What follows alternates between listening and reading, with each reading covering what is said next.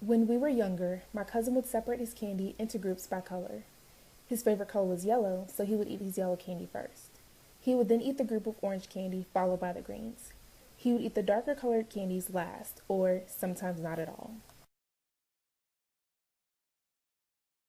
One of my most intense memories was being arrested by the police for actually exercising my constitutional rights by engaging in a protest, a nonviolent protest in front of my high school.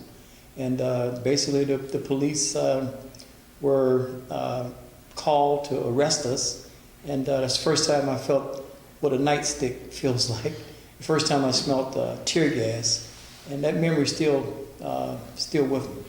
In recent years, with events in Florida and Missouri and New York, it's just been disheartening to see what's happening with the country, with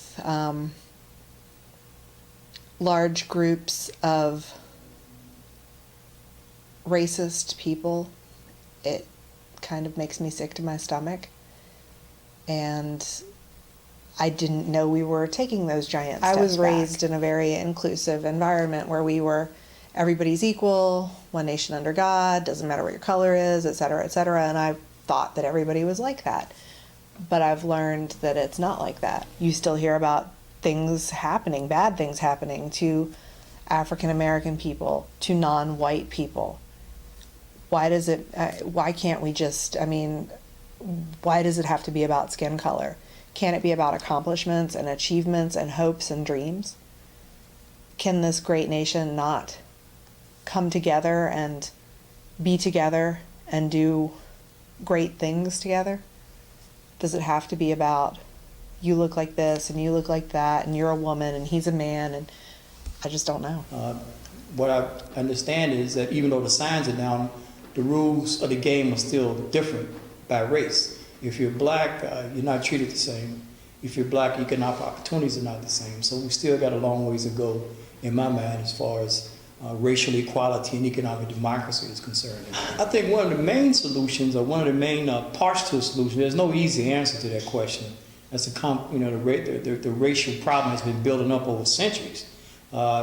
Race and racism, these are social constructs. But they're social constructs with the force of several centuries of history. So these problems are not going to disappear overnight. But one of the solutions to the issue is to make sure that everybody has the same collective understanding. Otherwise, we're just going to be sweeping the problems under the rug. We're not going to get a good understanding of what the problems are.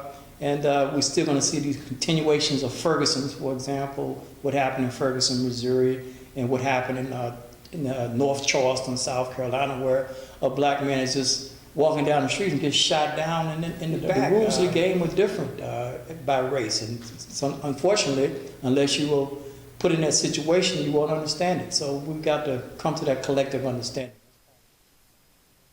The racial system of this world was established very similar to the way my cousin would divide his candy. At some point in time, one person decided that darker colored skin was not a good thing to have. They degraded anyone with color in their skin and thus created races dividing the human race.